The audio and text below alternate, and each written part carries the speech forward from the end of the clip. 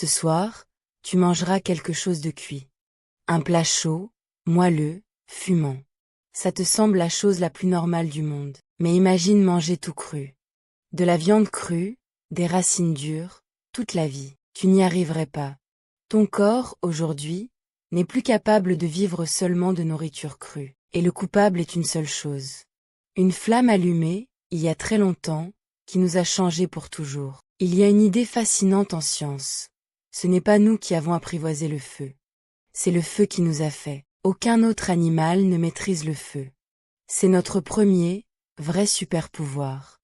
Et il nous a peut-être construit de l'intérieur. Ça semble absurde. Mais suis-moi, parce que cette histoire explique même pourquoi tu as un cerveau si grand. Qu'est-ce qui nous a séparés des autres singes? Pas seulement le pouce, pas seulement la parole. Peut-être, avant tout, une flamme, par d'un de nos cousins, le gorille. Énorme, fort. Et il passe la journée à faire une seule chose. Il mâche.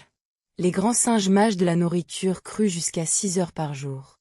6 heures, rien que pour manger. La nourriture crue est dure à digérer. Il faut un intestin long et lourd, qui travaille sans arrêt. Nous, non. Nous mâchons quelques minutes, nous avons un petit ventre. Comment est-ce possible? La réponse, selon certains scientifiques, est qu'à un certain moment nous avons commencé à cuire la nourriture. Parce qu'avec un régime cru, il ne reste pas d'énergie pour un grand cerveau. Voilà pourquoi les singes, bien qu'éveillés, restent ainsi. Et cuire fait une magie. C'est comme commencer à digérer la nourriture hors du corps, avant même de la manger. La chaleur casse les fibres dures, ramollit la viande et les racines.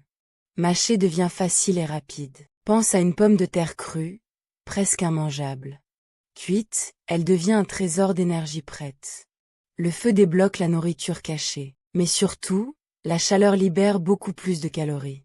Du même morceau de nourriture, cuit, tu tires bien plus d'énergie. De certains aliments, cuits, on tire même un tiers d'énergie en plus.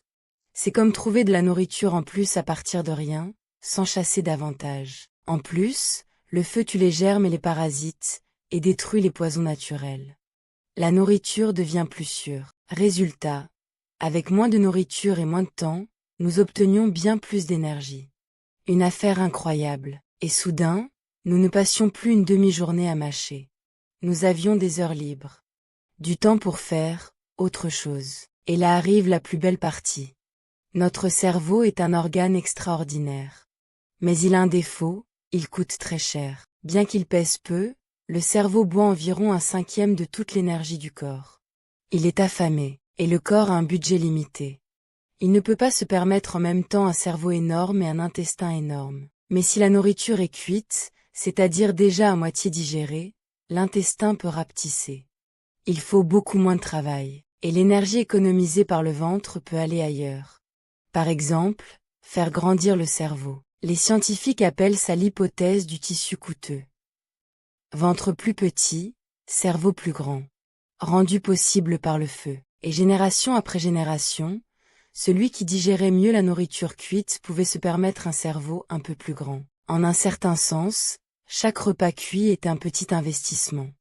Et l'évolution l'a investi dans notre tête. Et le corps entier a changé en conséquence. Regarde un de nos ancêtres d'il y a près de 2 millions d'années. Des dents plus petites. Des mâchoires plus légères.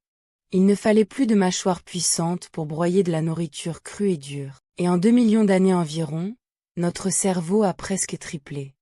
Pour les temps de la nature, une croissance fulgurante. Bouche plus petite, ventre plus plat, corps plus grand et svelte. Le physique de qui mangeait désormais de la nourriture cuite. Et ces petites dents, nous les avons encore aujourd'hui. Essaie de mordre une racine crue. Tu comprendras le problème. Bien. Mais quand avons-nous vraiment appris à maîtriser le feu? Là, les scientifiques se disputent encore. Dans une grotte en Afrique du Sud, appelée Wonderwerk, on trouve des cendres et des os brûlés d'il y a environ 1 million d'années. Sur un site en Israël, d'il y a environ 800 000 ans, il y a des restes de poissons cuits et des foyers utilisés exprès. Le feu de tous les jours, toujours allumé, arrive pour beaucoup plus tard, peut-être il y a 400 000 ans. Honnêteté, les dates sont discutées. Rangam pense à un feu très ancien, d'autres sont plus prudents. Le débat est vif, et tous ne donnent pas au feu tout le mérite. Certains pensent que ce sont d'abord la viande et les outils de pierre qui ont fait grandir notre cerveau. La vérité est probablement un mélange. Viande, outils et cuisson ont travaillé ensemble. Mais la cuisson reste une pièce énorme du puzzle. D'ailleurs, le feu est fragile. Après 1 million d'années, cendres et braises s'évanouissent presque. Les preuves sont difficiles à trouver, et le feu n'a pas été que le nôtre. Les Néandertaliens aussi, nos cousins, s'asseyaient autour des flammes et cuisaient la nourriture. Mais le feu ne nous a pas donné seulement une meilleure nourriture. Il nous a offert bien plus. Il nous a donné de la chaleur.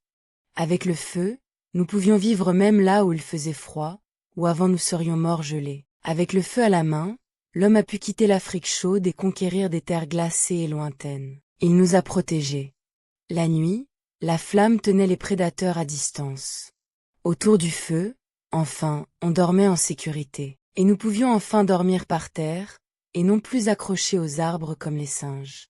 Le feu était notre sentinelle, et il nous a allongé la journée. Avec la lumière du feu, l'obscurité n'était plus la fin de tout. Il restait des heures d'éveil. Et que faisais-tu pendant ces heures, assis autour du feu avec les autres? Tu parlais. Tu riais. Tu racontais. Le foyer est devenu le premier salon de l'histoire. L'endroit où sont nés les récits, les projets, les règles. La nourriture molle changea aussi les plus petits. Avec la bouillie cuite, les enfants étaient sevrés plus tôt, et on pouvait avoir plus d'enfants. Et autour du feu, on partageait tout. Qui chassait, qui cueillait, chacun apportait au foyer. Ainsi est née la coopération. Autour de cette flamme a grandi le langage, l'amitié, le sens du groupe. Le feu nous a rendus plus unis. Et voici la preuve la plus surprenante à quel point le feu nous a changés en profondeur. Qui, aujourd'hui, essaie de manger seulement cru, maigrit souvent trop, même en mangeant beaucoup. Le corps ne tire pas assez d'énergie. Dans une étude, beaucoup de femmes qui mangeaient seulement cru arrêtaient même d'avoir leurs règles. Signe de trop peu d'énergie. Nous sommes le seul animal sur Terre qui cuit sa nourriture. Et le seul qui, désormais, ne peut plus s'en passer. Nous ne cuisinons pas par goût. Nous avons évolué autour de la nourriture cuite. Nous en sommes devenus, littéralement, dépendants. Bouche petite, dents faibles, intestin court, notre corps s'est rendu au feu. Nous sommes faits exprès pour la nourriture cuite. Alors, le feu nous a-t-il rendus humains? Peut-être pas tout seul. Mais il a allumé une réaction en chaîne qui nous a transformés. De la nourriture plus riche, un cerveau plus grand, un corps nouveau, et un endroit autour duquel devenir humain. Un seul geste, allumer un feu, a poussé en avant tout le reste. Comme la première pièce d'un très long domino. Chaque fois que tu allumes une cuisinière, tu répètes le geste le plus important de notre histoire. Langage, communauté, le cerveau qui a inventé les villes. Beaucoup de ce que nous sommes plonge ses racines dans ce premier feu de camp. Cette petite flamme ne nous a pas seulement réchauffés. En un certain sens, elle nous a allumé l'esprit. La prochaine fois que tu manges quelque chose de chaud, souviens-toi, tu manges la chose qui, peut-être, nous a rendus humains. Si cette histoire a allumé en toi une curiosité, abonne-toi, d'autres questions comme celle-ci arrivent bientôt.